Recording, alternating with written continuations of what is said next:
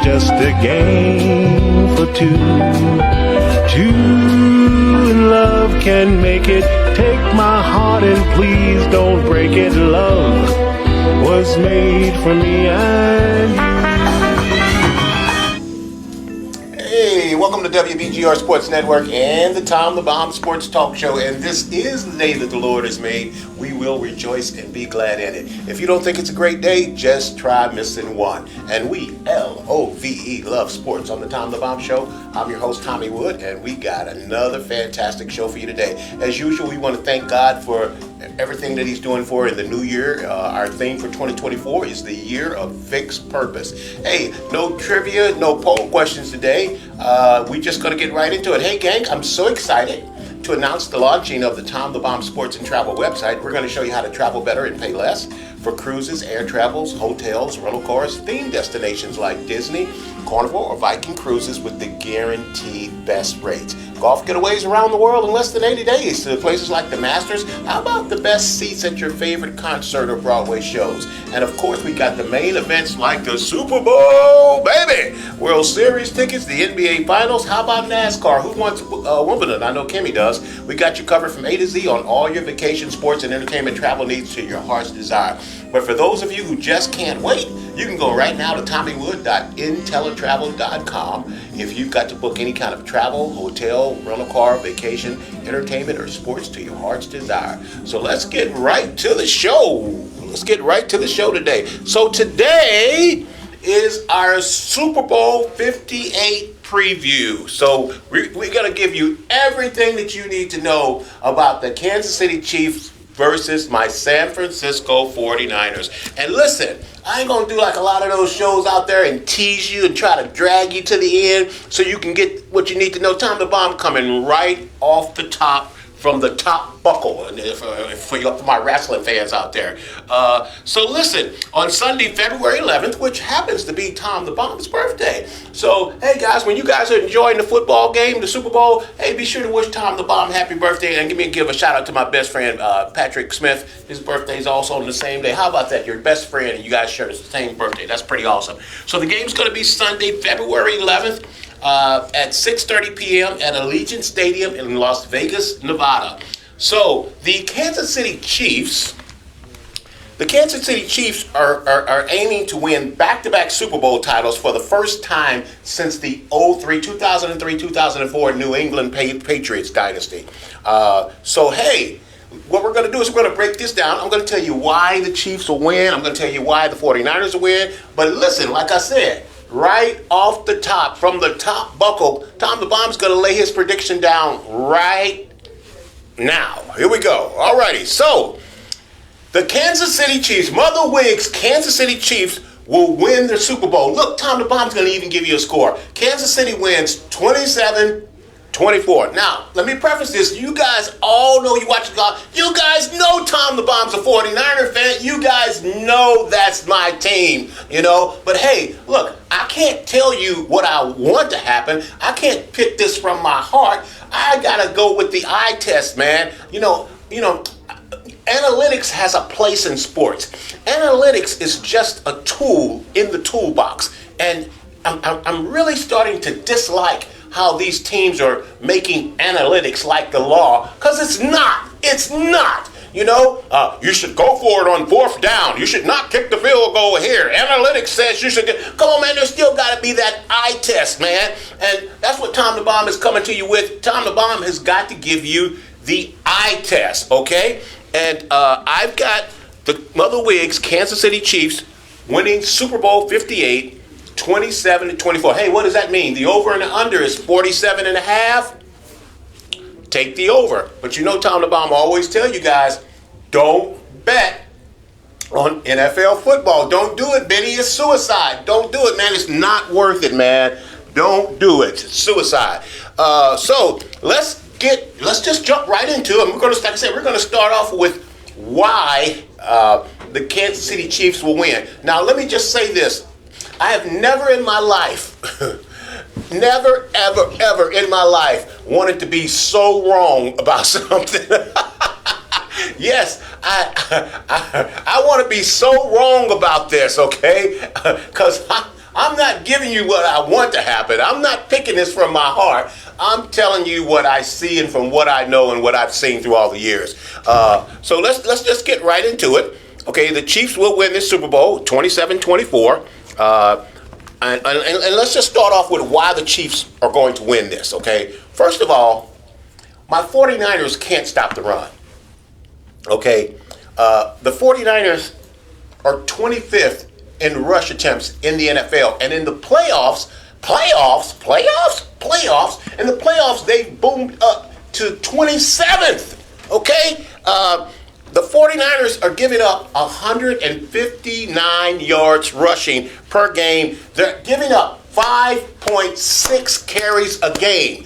Hey, Ned Wood, look, now, if you watch the playoffs, like I know a lot of you guys did, we saw the Green Bay Packers pretty much just run all over that defense. Ahmad looked like an all-pro. And then the following week, we saw the Detroit Lions come in and pretty much do what they wanted to do on the ground. And Tom DeBomb always tells you guys that football is a very, very simple game. There's a couple of things that you just got to do. You got to be able to stop the run, and then you got to be able to run on the other team and not turn the football over. And if you do that, you're going to win the game. So what does that mean? If you can stop the run and you can run on the other team, what does that mean? That means you're winning in the trenches. That means my offensive line is pushing you backwards and your defensive line is pushing me forward. And that's where you stop the run, and you got to be able to run on the other team. And over the last couple of weeks in the playoffs, I've seen my San Francisco 49ers get dominated on the offensive and defensive line. So you can talk analytics all you want, but that's where I feel like we're going to be losing this game. So Kansas City, let me just say this, Kansas City Chiefs has a better defense. They're only giving up 24 points. Let me say this. No. Only one time in the whole season have the Kansas City Chiefs given up 24 points or more. Just one time. And they're averaging giving up 13.7 points per game. Okay. The 49ers have allowed an average of 26 points in the playoffs. Playoffs? 26 points a game in the playoffs. So if the 49ers are giving up 26 points a game and the Kansas City Chiefs have only given up 24 points once all year long, how are my Niners going to win this game? Because the 49ers, the Chiefs, seriously, absolutely has the better defense. There's absolutely no question about that. They've got the better defense. Okay, so let me just make this point. So the Baltimore Ravens, they had a much, much better defense than the 49ers. And the Ravens were only scored 10 points in the game. Kansas City Chiefs held that offense with Lamar Jackson to 10 points. And look what their defense gave up. And their defense is better than the San Francisco 49ers, okay? So the other thing that we want to look at, why Mother Wiggs Kansas City Chiefs will win this game, is the chemistry between Patrick Mahomes and Travis Kelce. Now, one of the big mistakes that I saw, that I felt in the Ravens game with the Chiefs, is Patrick Mahomes threw 11 passes and had 11 completions to Travis Kelce. He was 11 for 11. And, one of the things that was great about Bill Belichick is Bill Belichick was going to, whatever your number one option was, whatever your best offensive option was, he was going to take that away from you, okay? And, with the defense that the Ravens had, because if you remember the game, the Ravens shut the Chiefs down in the second half. Kansas City didn't score anymore on the Ravens in the second half. They shut that, but all they had to do was take Travis Kelce out of the game, and they beat Mother Wiggs Kansas City Chiefs. But they weren't able to do that. So that's my point. That chemistry between Patrick Mahomes and Travis Kelce it's just really, really good, man. And like Coach Belichick, you got to find out what a team does best. And you got to take that away from them. And we're going to talk about what that's going to be for my Niners, okay? The other thing is My 49ers, it's interesting because during the regular season, they had one of the better defenses in all of the NFL. And, the last week or two of the regular season and the last 2 weeks in the playoffs, it's like the defense has been AOL. Yes, they woke up in the second half against the Detroit Lions. They did. But, man, that first half, oh, man, that was atrocious. But here's what I'm seeing. The 49ers defense they've had 7 sacks in the last 5 games. Now, one of the things we talk about with the 49ers is they have probably the biggest payroll in all of the NFL. Kind of like the Yankees of the NFL. And a lot of that money is spent on that defensive line. They've spent hundreds of millions of dollars on that defensive line. And that defensive line has only got 7 sacks in the last 5 games.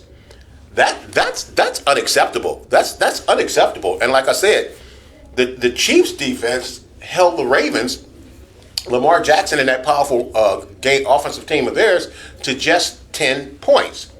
And the other thing is the Ravens had the number 1 rushing offense in all of the NFL. And Mother Wiggs' Kansas City Chiefs held them to 81 yards rushing for the whole game. Man, this is this is rolling the big ball up a hill, and I don't even want to say lastly, but the main thing is the Kansas City Chiefs still have MJ. They still got Michael Jordan. They still got number 15. They still got Superman with that S painted on his chest in Patrick Mahomes at the quarterback. And for the exact same reason that I took the Kansas City Chiefs over the Baltimore Ravens, it's the exact same reason I got to take the Kansas City Chiefs over my beloved San Francisco 49ers. And like I said up front, I want to be wrong so bad about this. I've never wanted to be more wrong about anything in my life. I would love to come on next week and say, hey, Tom the Bomb was wrong. I would love to. But you guys know I'm a straight shooter. I'm going to give it to you straight and give it to you like it is and how I see it. And here's the thing. Kansas City has played my 49ers, like the last 3 games they've played, they've beat them. And until, it's kind of like, what I say about the Dallas Cowboys. Until they win a playoff game, you have to pick against them.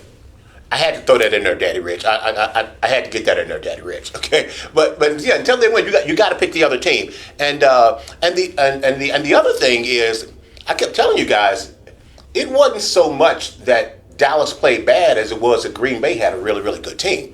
But I'm saying all that to get to the point that my 49ers hasn't beaten Patrick Mahomes in their last 3 games. And the 49ers traditionally have trouble with running quarterbacks. And like I said last week, Lamar Jackson is the most dangerous running quarterback that we've ever seen in our lives. I'm sorry, he's the best running quarterback that we've ever seen in our lives. But the most dangerous running back is Patrick Mahomes.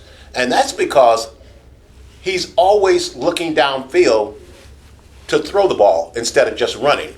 And like I've said in the past, man, I just hate it when Kansas City is 3rd and 25 and Patrick Mahomes runs for a first down. Look, man, if it's 3rd and 3, if it's 3rd and 5, if it's 3rd and 8, and you run for a first down, that's cool. That's a good play by my quarterback. But you can't pick up 3rd and 25 with the quarterback running. That can't happen. And I see that all too much. I've seen it all through the playoffs. I saw him do it against the Texans. I saw him do it against the Bills. I saw him do it against the Ravens. I saw him do it against the Browns. Some of the best defenses in the NFL. So he is the most dangerous running back in the NFL. So it's going to be tough. And then the other thing is, if I can take you back to the 49ers and the Detroit Lions game, I'm shocked that we won that one because I watched the first half of that game and I saw them do whatever they wanted to do to that 49er defense. So I go, let's talk a little bit about let's talk about Chase Young just for a second, okay? Now, listen, if you guys can remember, and we're going to talk about the Washington Commanders in a minute, but the Washington Commanders traded the best left tackle in all of football in Trent Williams from Washington to the San Francisco 49ers. And Trent was thrilled because you're leaving Washington, who hasn't won anything since 1991, and you're going to a perennial contender in the San Francisco 49ers. And Trent Williams is happier than a pig in a blanket on a cold day. He's thrilled. Now, this exact same opportunity has presented itself for Chase Young. Chase Young should have been doing backflips when he was traded from the Commanders to the 49ers. Now, with that being happened, Chase Young is in his last contract year. So he's supposed to come to San Francisco like a junkyard dog. I mean, he's supposed to come in there wrecking things. And here's the thing about the NFL and all professional sports.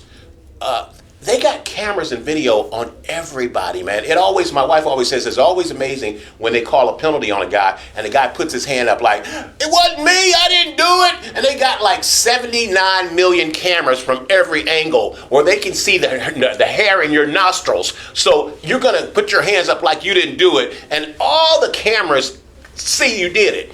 I'm saying that because if you look at the cameras on Chase Young last week, a couple of weeks ago against Detroit Lions, man, this guy was dogging it. He was loafing. One of the touchdown runs, he was loafing to the play, and the guy ran right past him. And it's just like, how are you doing this in your contract year, loafing? It's on video. Everybody can see it. All of the other NFL teams, Tom the Bomb can see it. We're talking about it today on the show. I would be shocked if the 49ers even re-sign him. And there are rumors that they aren't going to start Chase Young in this upcoming Super Bowl on Sunday.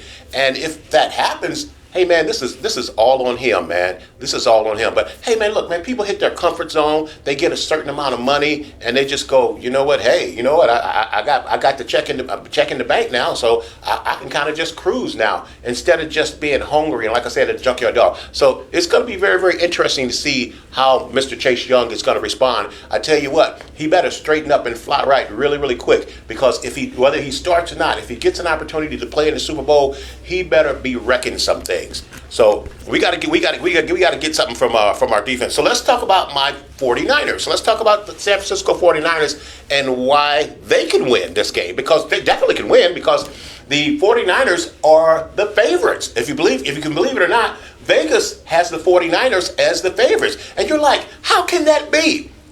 I'll tell you how it can be. San Francisco has a better team. There's absolutely no doubt. No doubt beyond my mind that the San Francisco 49ers are a much better team than the Kansas City Chiefs. But, now anytime you say but, you kind of erase everything you just said before. The Baltimore Ravens clearly had the better team. If they played 10 times, I believe the Ravens beat the Chiefs 8 out of 10 times. But they lost. They're at home right now, and Mother Wig's Kansas City Chiefs is in the Super Bowl, and Patrick Mahomes is about to win another Super Bowl. So, yes, the 49ers are favored. And let me tell you something, man. I tell you guys, don't bet on football. Man, if you think you know more than those people in Vegas, you're the exact sucker that they're looking for.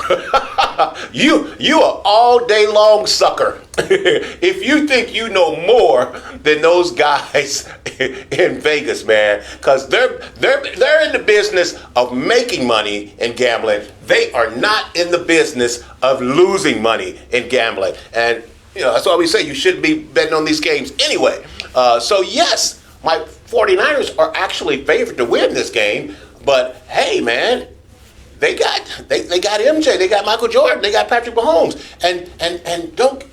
and Kansas City is thriving. They are thriving off being considered the underdogs, man. How we always talk about you don't want to give a team bulletin board information, man. By making the Kansas City Chiefs the underdog, think about this: the defending Super Bowl champs are the underdogs. Man, that's bulletin board material, man. That's getting them boys fired up. They went into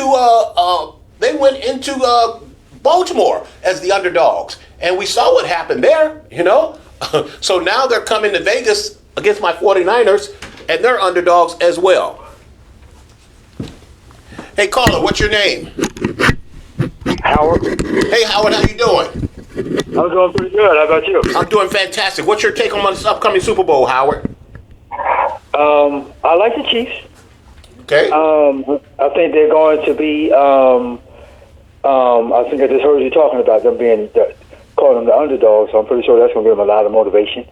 And one of the things for me is I've noticed over the past few years that it's very hard to pick against Patrick Mahomes. Yes, sir. He's proven to be a winner. He's proven to do what needs to be done to win the big games, and I just think he's going to outplay Purdy. It's also kind of hard to pick against Michael Jordan too, right, Howard? Yeah, yeah, I agree with that, and that's kind of what Patrick Mahomes reminds me of. Big games, he comes out to play. Absolutely, absolutely. Yeah, he comes out to play. So I'm looking for a very good game, though. I think the 49ers can beat the Chiefs if they get some things accomplished that I think they need to accomplish. One of them is they need to get pressure on Mahomes. Absolutely. Not just Boston. Absolutely. Not just Boston. Mm-hmm. The local guy from this area. Chase Young. Chase Young. Just got through talking about it. He got to show up and produce. Put some pressure on Mahomes also. Absolutely. One of the things that the Chiefs are good at, though, is just kind of leaking out on pass routes. Mm-hmm. And Mahomes is getting the ball. But some kind of way, you just need to find a way to give him the ball. And I think the linebackers for San Francisco, who are very good, are going to have to be quite aware of that. And I think one of the big things, though, for the Chiefs is going to be Pacheco. Okay. Absolutely. If he can produce, it's going to be really hard to beat them. Yeah. Really hard to beat them. Yeah, and Howard, I think I mentioned that the Green Bay and Detroit had really a lot of success running the ball. And Pacheco runs like he's mad at the ground. I look for him to have a big day for Kansas City. Yeah. So do I. Now I think one of the big things also is, even though Kansas City don't seem to do this a lot, the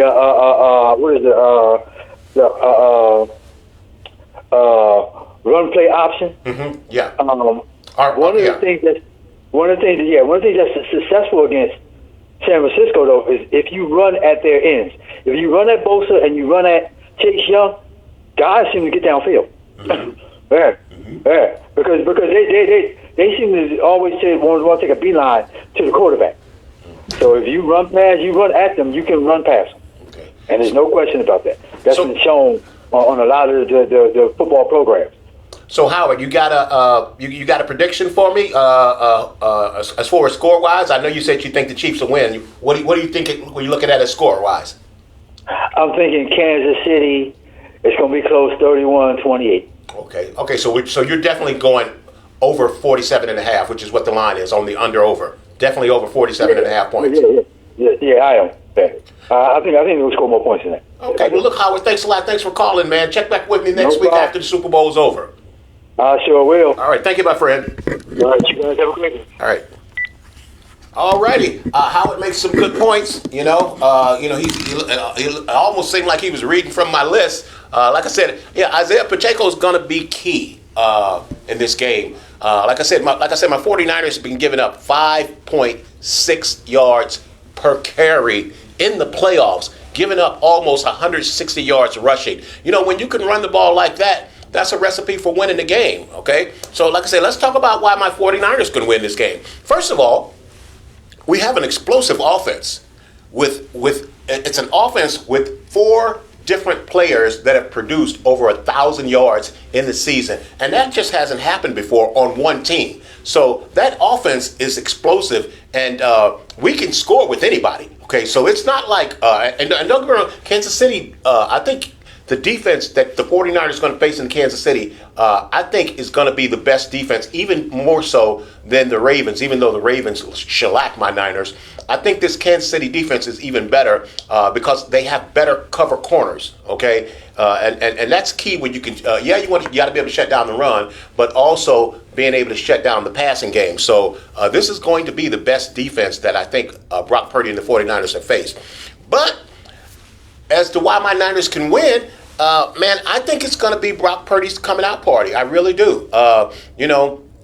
It's been a lot of talk over the last 2 weeks. Cam Newton, has been just dogging Brock Purdy.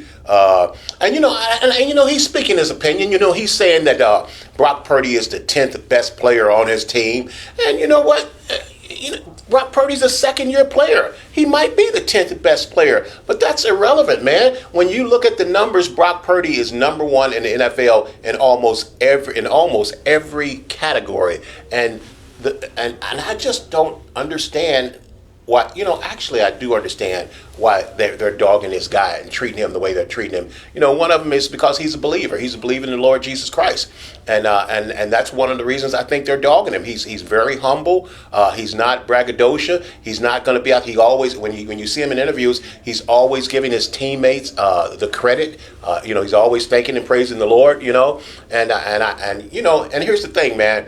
People talk about God all the time, but God can be and mean anything. But when you say the Lord Jesus Christ, okay, now see, that's something totally different. And that's what they don't like. Even if you notice CBS and some of them, they've been blocking that stuff out. You can say God all you want, but when you say the Lord Jesus Christ, okay, now you done stepped out on the word, and now you making a stand, and that's what people don't seem to like. And I think that's one of the reasons that they're dogging him out, because God can be your dog. God can be Buddha. God can be a lot of different things to you. But when you say the Lord Jesus Christ, that's something totally different. We know, that we know what that is. Okay, so I think Brock's going to have his coming out party, and like I said, in both playoff games against the Green Bay Packers and the Detroit Lions, he started off shaky, but man, when it counted, that young man was on the money when it counted. So I think Brock Purdy's going to have his coming out party, and I think this is one of the reasons why 49ers can win. Thirdly, Christian McCaffrey is a real superstar. Christian McCaffrey is legit. Christian McCaffrey is the dog. He is the lead dog. And we talked about how Bill Belichick would always try to take your number one option. 49ers have a lot of options, but this is going to be Kansas City Chiefs, Spagnuolo, who's done a fantastic job as a defensive coordinator for Mother Wiggs Kansas City Chiefs. This is going to be his number one thing, is stopping Christian McCaffrey, CMC. So that's what they're going to be up. So for my Niners to win, McCaffrey's got to have a big game. He's got to have a big game. This is okay. Next step is, let's talk about the coach, Kyle Shanahan's game plan, the boy genius game plan. And I want to spend a minute here talking about this, because this is really big. They talk about who has the most pressure on them: Patrick Mahomes, Brock Purdy. I think the person that has the most pressure on them is Kyle Shanahan. Kyle Shanahan was the offensive coordinator for the Atlanta Falcons when the Falcons were up 28-3 against Tom Brady and New England Patriots, and they lost the Super Bowl, when all he had to do was run the ball, run the clock out, and they would have won that Super Bowl. He's also, the last time, this is a Super Bowl rematch in 2019.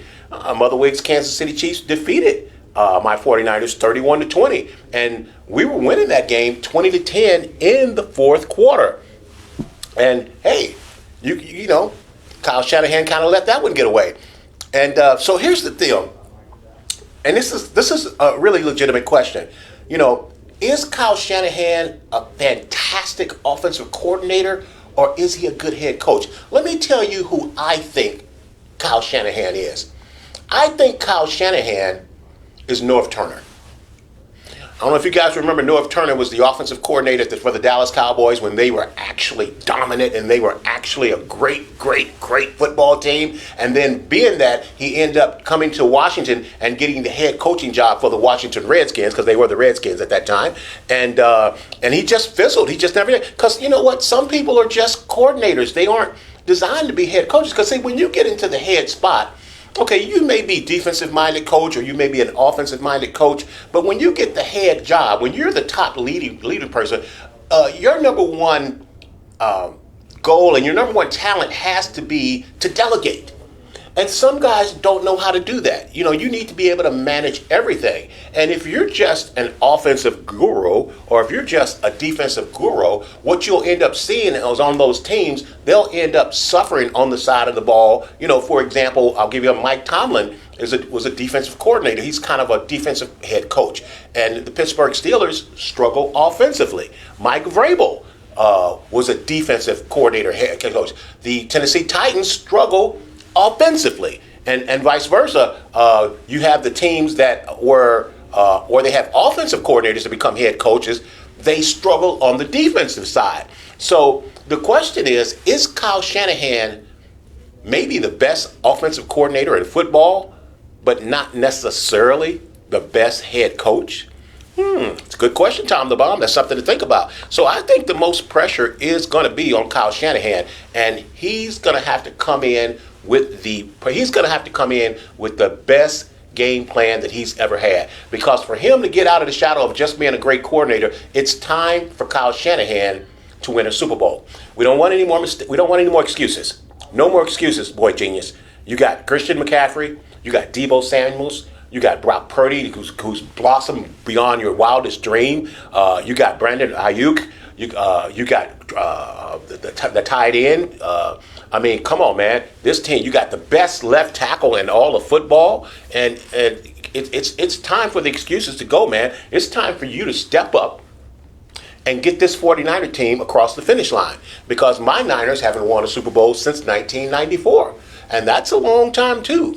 So it's time for us to get across the finish line. I think we would have done it last year if Purdy doesn't get hurt on the first series, but he did.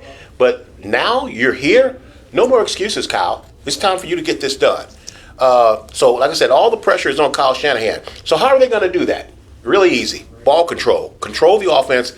Keep Patrick Mahomes on the bench. That's how you're going to win this game. Keep Patrick Mahomes on this bench. That's why I say that Christian McCaffrey and Deebo Samuels are going to be so key in this game, because they're going to have to run the ball. They're going to have to control the clock. You know, and you know what? They really did a great job of this. If the last playoff game against the Detroit Lions, that was a tale of two halves. They were horrible in the first half, but they came out in the second half. They scored on the first down, momentum changed, they got a turnover, and then they started pounding the rock with Christian McCaffrey, and they started milking the clock. And that put pressure on the coach of Detroit, and he panicked and started doing crazy stuff, and pretty much blew that game, okay? That's pretty much. So he said, Chris is not a superstar, a great player yet. No.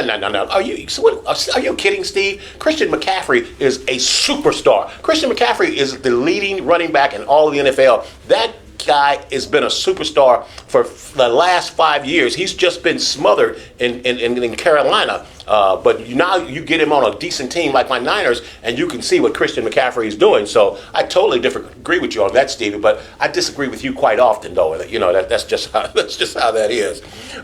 So the other thing is, in his game plan, he's going to have to spread the wealth. All those players that I just named, you got 4 players that had 1,000 yards. McCaffrey had 1,000. Deebo had 1,000. Brandon Ayuk had 1,000. The tight end, I don't know why I can't think of his name. He had 1,000. That's 4 different players with 1,000 yards. You're going to have to spread the wealth, and you're going to have to use, and that's what makes the 49ers so dangerous, because their fourth option is better than a lot of teams in the NFL's first option. So he's going to have to spread the wealth. He's going to have to play misdirection. He's going to have to be Houdini, and he's going to have to get the Chiefs on their heels and not know where it's coming from. But they're going to be keying on Christian McCaffrey. Like I said, so look for Deebo Samuels to have a big game. And the reason Deebo has to have a big game is because Deebo Samuels is the heart and soul of the 49ers. As Deebo Samuel goes, the 49ers goes. If Deebo is having a great game, then McCaffrey's going to have a great game. And if Christian McCaffrey's having a great game and Deebo Samuel's is having a great game, you're not going to beat the 49ers. You're not going to beat the 49ers if those two guys are having great games. And that's why the 49ers absolutely have a chance. That's why Vegas has them actually picked. It's only 1.5 points, but they still haven't picked. The 49ers, as of right now, they have a 59% chance. The so-called experts the 49ers have a 59% chance of winning the Super Bowl on Sunday. So it's not like my Niners can't win this game. That's not the case. Now the defense has got to contain Patrick Mahomes. They've got to get pressure on him up the middle, and then not let him flush and keep containment. And they've got to sack him. And the Ravens had it right. You got to try to hit Patrick Mahomes as often as you can, but you can't do stupid stuff like hitting him in the face and running your helmet against his helmet and hitting him late. You can play clean and hard. You can put a good lick on him without it being dirty. You don't have to turn into a Dominican Sue, You can play hard, but when he starts running, you need to put some wood on him when he starts running, okay? So the defense has got to step up. The run and the pass defense has got to get better. 5.6 yards a carry. You can't give up that many yards rushing. You just can't, okay? Can't do it. Won't work, okay? So it's going to be a good game. It's going to be an entertaining game. Like I said, I'm going to be rooting with everything that I have for my San Francisco 49ers. But, if you ask me straight up who I think is going to win, it's Mother Wig's Kansas City Chiefs, because like Howard was saying, it's just hard to pick against Patrick Mahomes, man. And like I said, he's 3-0 against my 49ers. The Niners have trouble with running quarterbacks. Patrick Mahomes is the most dangerous running quarterback in football.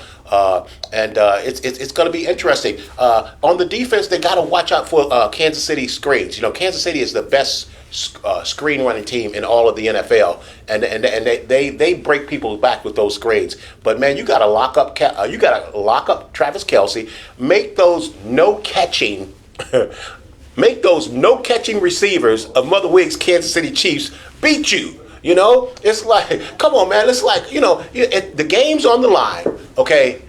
I'm putting everybody on Michael Jordan. I'll let Scottie Pippen beat me. I'll let somebody else beat me. But it's not going to be MJ, okay? And it's the same thing, man. You cannot let Travis Kelce be the guy that's going to beat you. They have to lock him up, and let's make those other guys, and I'm going to be nice and just say other guys, make those guys beat you, okay? Make number 4 beat you. Make number 19 beat you. Make number 11. Man, when he caught that game-winning pass, against the Ravens, he was like a little kid in the Little League. Was like, oh, please don't hit it to me. Oh, God, please don't hit it to me. And then he just sticks his glove up and the ball somehow magically goes into his glove. Man, he caught that ball like a prayer, man.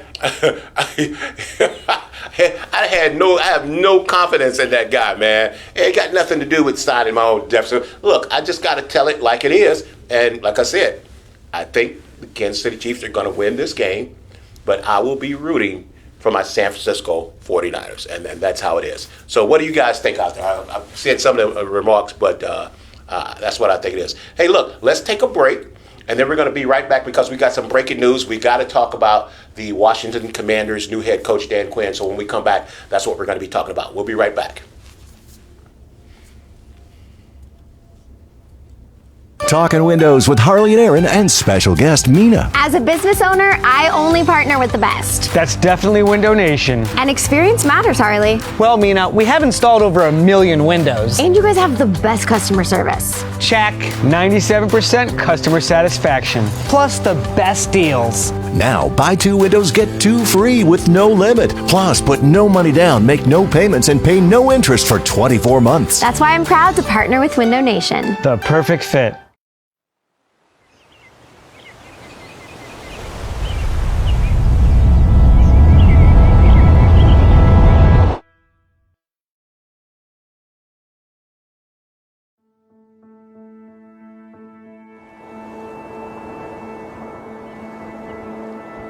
Sheltered by the Sea of Cortez, Danzante Bay is a pure and peaceful oasis, an uncrowded retreat where your options are as vast as your views. If you're seeking a vacation that defines luxury and the true relaxation, look no further than Villa del Palmar at the islands of Loreto.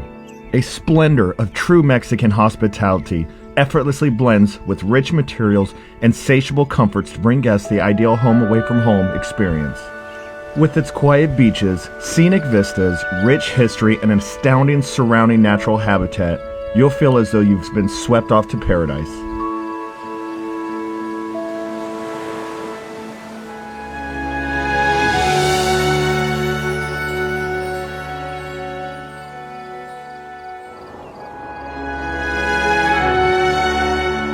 Not to be outdone, Reese Jones has crafted TPC Danzante Bay, a brilliant, multi-themed 18-hole golf course that runs over and through valleys, arroyos, dunes, and foothills.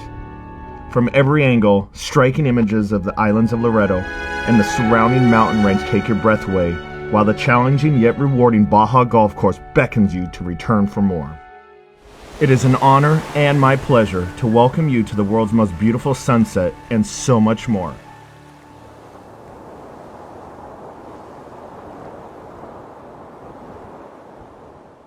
When it comes to cost and quality, you simply cannot do better than Window Nation. For about half the cost of national brands, you get equal if not better quality, saving you thousands of dollars. Right now, get 2 free windows with every 2 you buy. There's no limit. Plus, put no money down, make no payments, and pay no interest for 24 months. Get a free in-home estimate and we'll give you a free gas card. Go to windownation.com for additional details or call 866-95-NATION.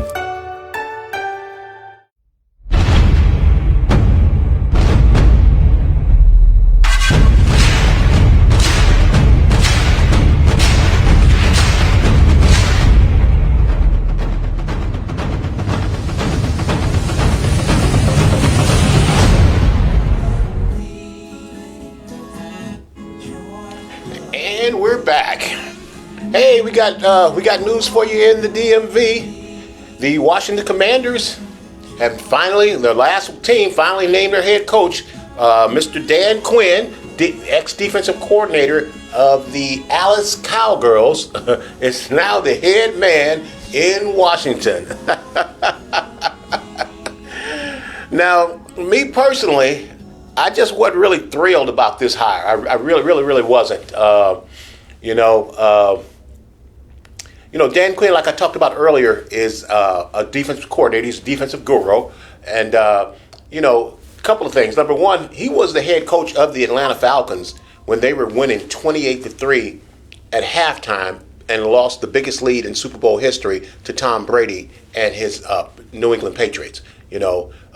Also, he was the head man in charge when the Green Bay Packers almost opened up a can of 50 on him, scoring 48 points in the playoff round and sending the Cowboys home again without a playoff win again, just like Tom the Bomb told you was going to happen. So I just wasn't really thrilled about this hire. I would have liked to have seen Bill Belichick come in before Dan Quinn, but there's a lot going on, and the new owner of the Washington Commanders, I'm going to give him the benefit of the doubt that he's much smarter and knows way more about this than I do. I'm going to give him the benefit of the doubt. Hopefully, Felix will chime in with some insight as to why they decided to go with Dan Quinn.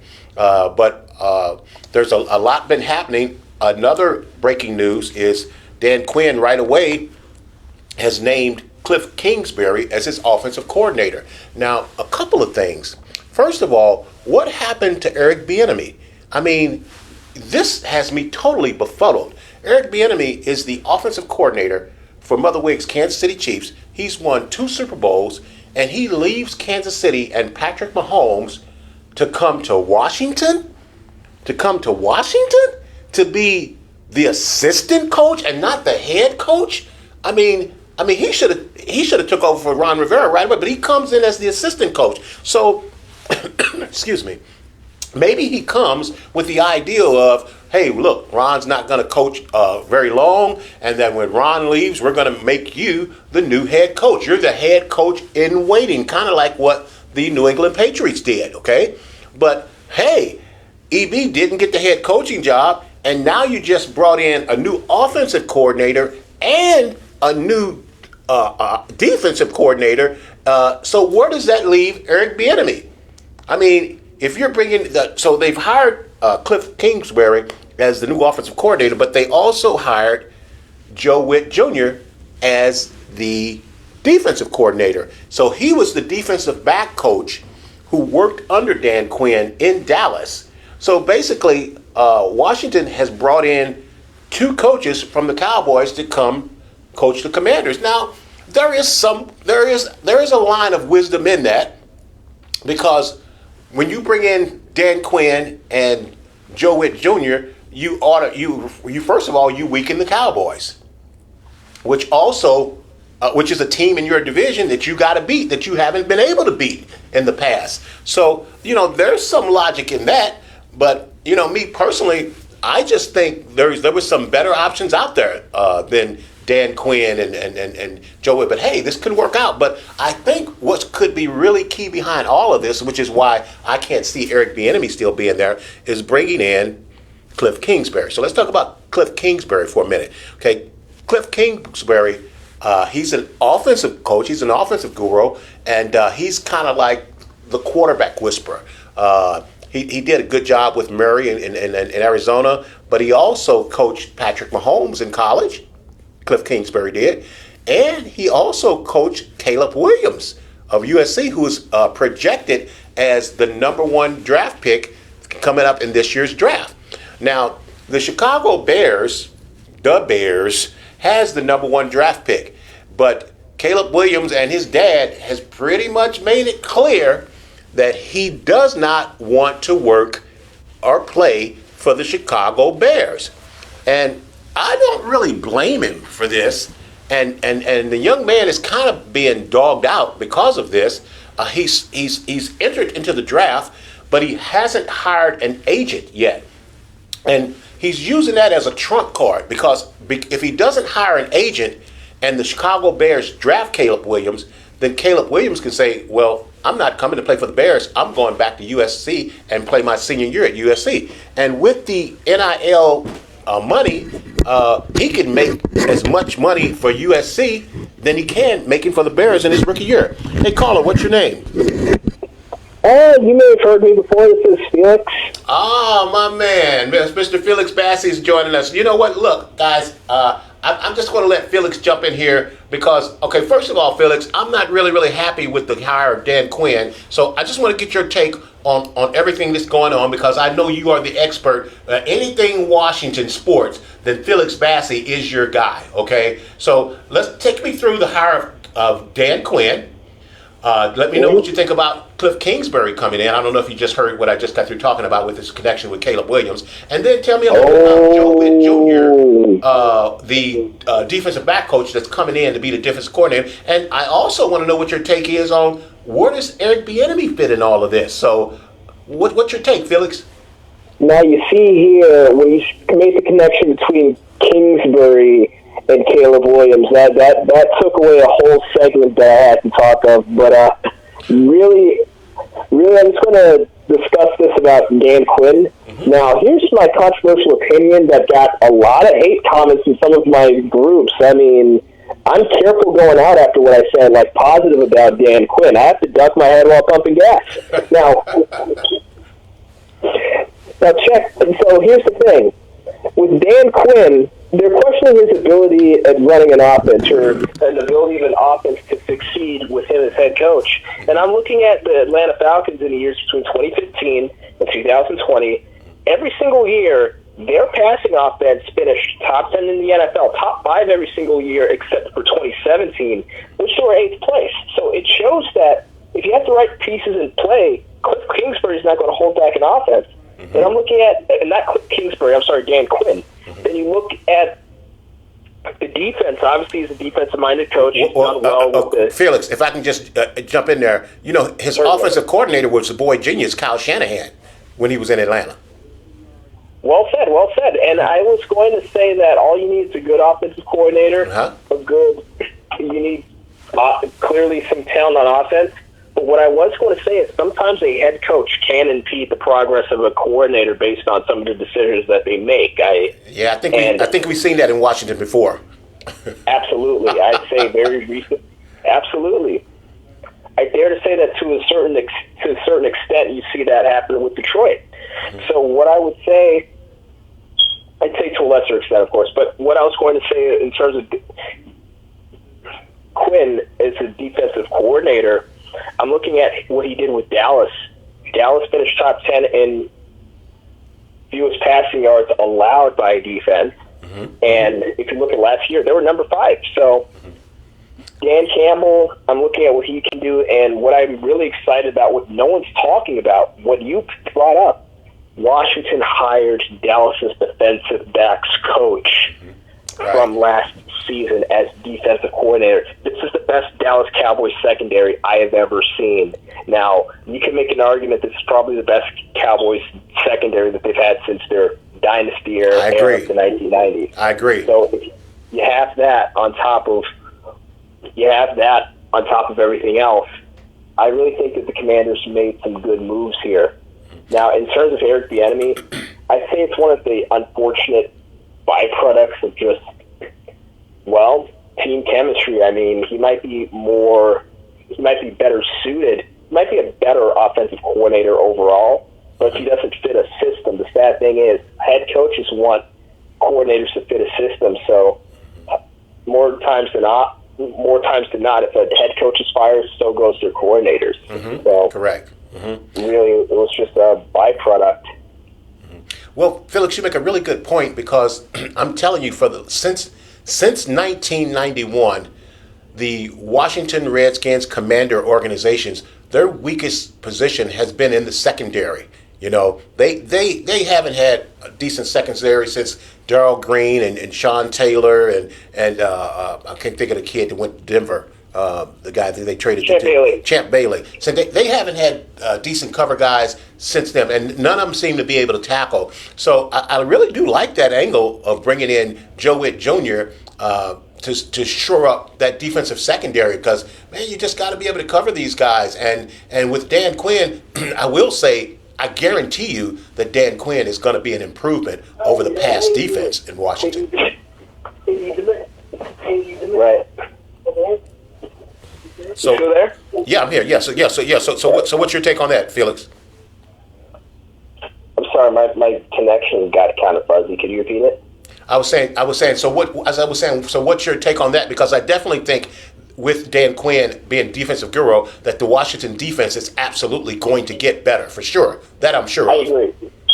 I agree, and I'd say a big part of why Washington struggled on defense, it was owing to the fact that we saw very questionable coverage schemes in the last few years under our defensive coordinator. And I'm looking at how they set up zone schemes with man-dominant defensive backs. For example, the way we wasted William Jackson III's time in Washington here. He was the number one ranked defensive back in the free agency pool of the 2021 season, practically just wasted his time. And you look at what happened in various occasions. I think the most glaring example was the Week 1 game against the Chargers, where just about every single play, the corners were playing 10 yards off the line of scrimmage, and Herbert basically just threw the ball before the defender had a chance to get close to the receivers. He easily just got 300 yards given to him, and he's a talented quarterback. You bring it up all the time, and you practically just hand a guy like that the game. So really, I would say that the talent is there in terms of the Commanders roster and the secondary. Some of the players have been ranked among the top players according to Pro Football Focus metrics. But then again, like I've already said some things about metrics, but I would actually trust the player ratings, just not the conversions thing. That's a separate conversation, of course. Well, Felix, let's talk about this real quick before we get out of here. Listen to this statement. Fear does the work of reason. And I think this trump card that Caleb Williams is playing with the Chicago Bears is that if you draft me, I'm going back to college and I'm not going to play for you. And I understand it from the standpoint, the Chicago Bears is the only organization in NFL football that's never had a Hall of Fame quarterback ever in their history. They haven't had a good quarterback, a great quarterback in 100 years, and people are kind of giving him a hard time for this. But hey, man, John Elway did this.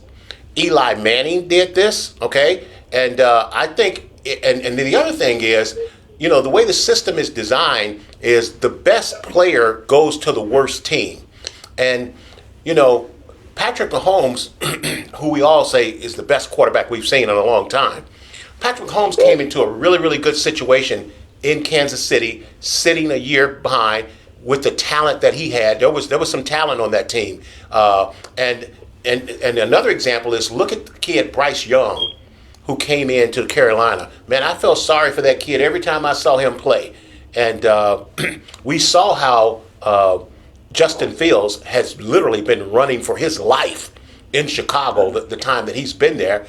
Caleb Williams doesn't want to go there and do that, okay? So I think with Washington hiring Cliff Kingsbury and his connection with Caleb, because I think the Bears want to be in a position that, hey, we don't want it to look like we were forced to give up this pick. But I don't think they should be forced, because even before they hired Cliff Kingsbury, I felt like that the Bears were getting better at the end of the year. I thought Justin Fields was getting better. If you take that pick and add, if you take that number 1 slot, move down to number 2, and add more selections, I thought that's the move they should have made from the get-go. Draft Drake May if you want, or Marvin Harrison, and put him with that other wide receiver there. And so I think this is almost a no-brainer for the Bears to drop down to number 2, let Washington move up to number 1. Of course, Washington will compensate the Bears for moving up to number 1, and then it'll allow Washington to draft Caleb Williams. What's your take on this, Felix? That was a perfect analysis. Essentially, that's actually a smart move for the Bears to make in that situation.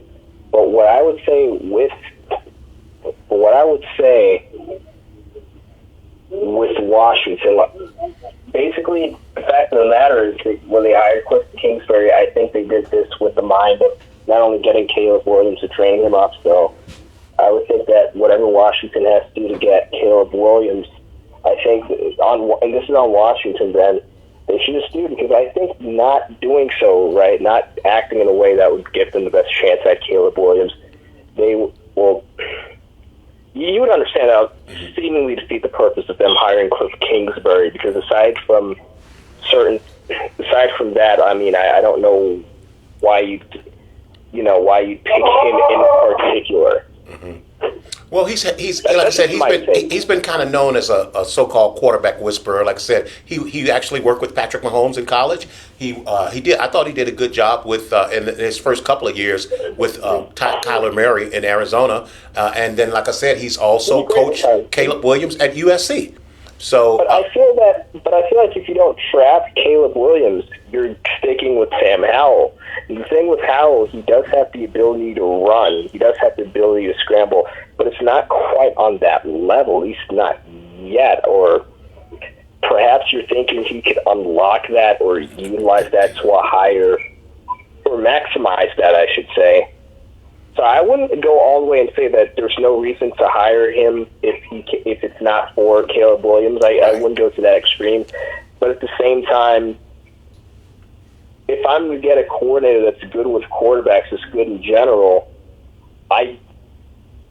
me personally, probably stick with Bieniemy. But then again, like you said, Kingsbury, he's good with the newer quarterbacks, the newer, more mobile quarterbacks, which is practically a prerequisite in today's NFL. You know, Joe Burrow, Josh Allen, almost any top-tier quarterback you can name is mobile. Mm-hmm. Well, you know that old saying, where there's smoke, there's fire, and there's no way you're going to make me believe that Cliff Kingsbury is a better offensive coordinator than Eric Bieniemy. I do not believe that.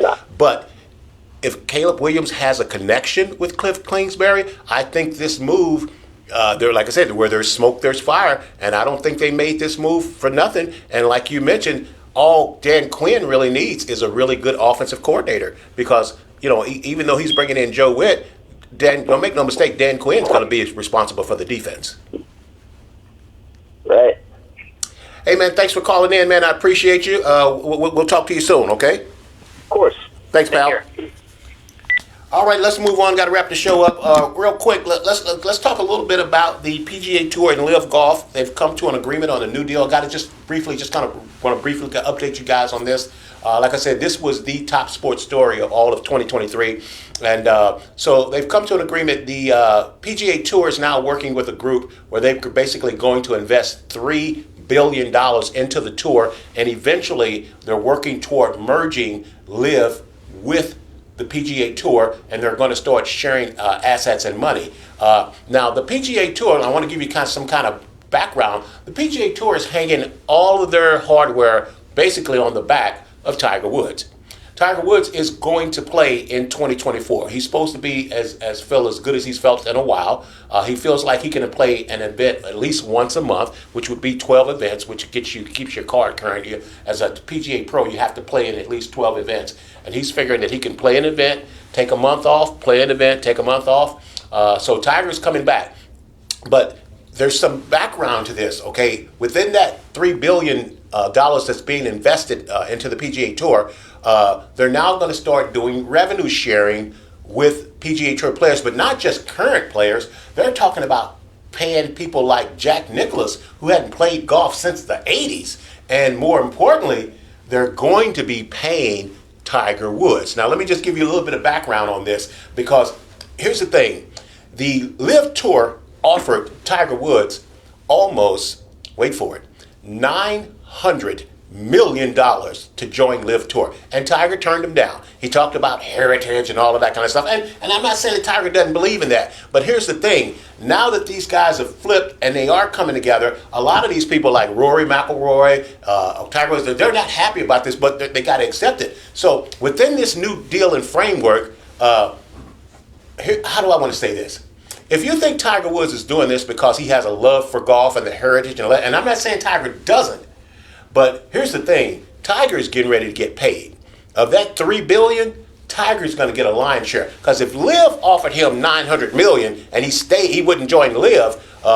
And part of that, I think, maybe was because he didn't know if his health was going to be okay. But my point being is, if you think Tiger Woods is just doing this out of the kindness of his heart, no. Tiger's getting ready to get paid legally and under the table from the PGA Tour. So we're going to start singing, because Tiger he still carries the weight, he still moves the needle, and he's basically moved up to be almost like the head man in charge of the PGA Tour. And I think he's coming back just to make sure that this is a smooth transition, and to be able to put his name back out there and be able to be out on tour playing again and saying, we have Tiger Woods on the PGA Tour. Because them losing Jon Rahm to LIV was a huge blow. Tyrrell Hatton, a top player, just joined for $90 million with the LIV Tour. And, if they don't make this agreement, which they are, they're definitely going to do it, LIV Tour can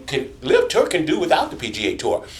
There wasn't always a PGA Tour. People act like the PGA Tour is all of the be of, but there wasn't always a PGA Tour, okay? And like I said, my analogy is, this is like the NFL merging with the AFL to create the NFL as we know it now. This is basically what's going on. And so there's big money, like I said, $3 billion being invested, and we're going to see a lot more Tiger Woods. And like I said, I'm not saying Tiger Woods doesn't have a great love for the game, because I know he does, and the history and all of that, but he ain't just doing it out of the kindness of his heart. Tiger's getting ready to get paid, y'all. Tiger's getting ready to get paid. So we just wanted to update you on that, on the PGA Tour and LIV Golf coming to an agreement.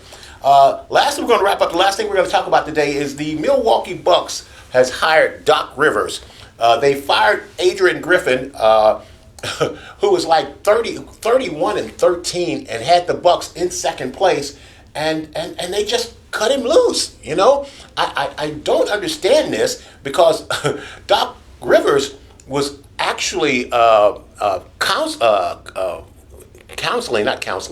consulting. He was actually consulting with Adrian Griffin to help out with the Milwaukee Bucks. And man, I don't like the taste of this at all. It's kind of like, I'll give you an example. It's kind of like, okay, now I'm coaching football, and my big brother Nat Wood, who's coached high school football, he's coached semi-pro football. He's going to come and he's going to advise me on how to run this team. And then the team decides, hey, we're going to fire you, Tom the Bomb, and we're going to hire Nate Wood and let Nate Wood be the head coach. And that's kind of what happened here with Doc Rivers coming in, taking over for Adrian Griffin, who was at 31-13. Now, one of the big problems was the Bucks their defense was the worst in the NBA. But look, man, you know how we say coaches can't catch the ball, they can't throw the ball, they can't make a field goal. Hey, man, coaches can't play defense.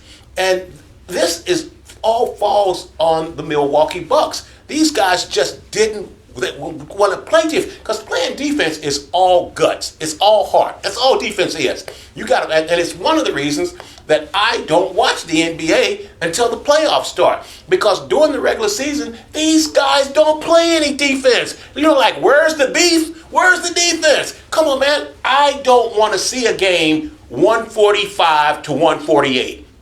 That is not a basketball game I'm interested in seeing. I don't want to see it at all. I saw Nat Wood, LA Fakers, and my Golden State Warriors go to double overtime, and it was a high-scoring game, but at least it was double overtime, and LeBron and Steph put on a show, but, you know, it was double overtime. But I'm talking about a regular season game where both teams are scoring over 130 points. That's ridiculous. So for me, this all falls on Giannis and all those guys in Milwaukee who just aren't willing to play defense. Talking about they didn't like the system. I'm going to tell you where the Bucks made the mistake. You won a world championship with Mike Bud, and you let him go. How do you let that guy go? You was never supposed to get rid of the coach that won a championship for you in the first place. So this really kind of falls, you know, on the Milwaukee Bucks organization. Now you bring in Doc Rivers. He's won a championship before, but he's also the guy who's lost the most 3-1 leads in NBA history. So hey, you got a guy with experience, but can Doc Rivers really win the big one? Can he? I don't know. What do you guys think? Can you beat Indiana? Right now, I would say no. Can you beat Boston? I don't know. Can you beat the 76ers? Well, now that Embiid is hurt and may not be back, yeah, they can beat the 76ers. But I don't know if they can beat Indiana. I don't know if they can beat Boston. What's your take out there, Nat Wood? I know how much you like the NBA. They can beat your Lakers, that I'm sure, but they wouldn't see the Lakers until the championship anyway. And trust me when I tell you that the Los Angeles Fakers will not be in the NBA championship year. That's not going to happen. The question is, how long is LeBron James going to continue to play with your LA Fakers? I can tell you what, he's going to be there next year because he has $50 million guaranteed this upcoming year to play for the Los Angeles Lakers. So we know LeBron James is going to be with the Lakers for at least another year. And we all know he's kind of hanging around so he can play with his son, Bronny. But hey, man, like I mentioned before, I don't know if Bronny's he's a good basketball player, but I don't necessarily know if he's NBA caliber. I don't know. We're going to see. But hey, you know, a lot of times it's not what you know, it's who you know. And, you know, he knows the right person, his dad, and I ain't mad at him. Hey, I ain't mad at him. Hey, man, look, man, that's the show for today. It's our Super Bowl preview. I got Mother Wig over my beloved San Francisco 49ers. And, you know, like I said, Super Bowl Sunday is going to be Tom the Bomb birthday. I'm going up to level 6. And if you guys would just join with me and pray that I would be wrong about this. Because I'll be rooting for my 49ers, but it's kind of hard to go against MJ. It's hard to go against number 15. It's hard to go against Mother Wig's Patrick Mahomes. So that's what it is, man. Hey, look, for a dynamic, in-depth analysis and highlights of the Washington football team and DC sports and more, check out the Washington Sports Den on Thursdays at 2 p.m. on WBGR with my main man, Felix Bassi. Hey, man, time flies when you're having fun. We're out of time here, but we sure do thank you for spending your time with us. Listen, may the gates of heaven open and pour an abundance of blessing down on you where there won't be room enough to contain it. Remember, if you want it, you got to confess it with your mouth and believe it in your heart that Jesus died on the cross and that he rose on the third day, not a Thursday, just for you. Remember, darkness cannot drive out darkness. Only light can do that. And hate cannot drive out hate. Only love can do that. God bless you. We see you on the same bat time on this same bat station. You guys have a good evening. Happy holidays. Enjoy the Super Bowl. See ya.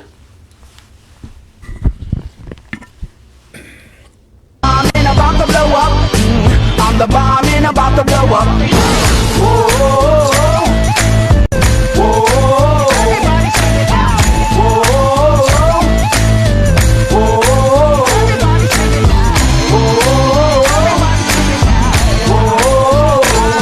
Okay, 1 for the money and a 2 for the show, but 3 to be a legend even if I'm old. I ain't chasing nothing, you gon' have to catch me. And if you wanna taste, you gon' have to pay a fee.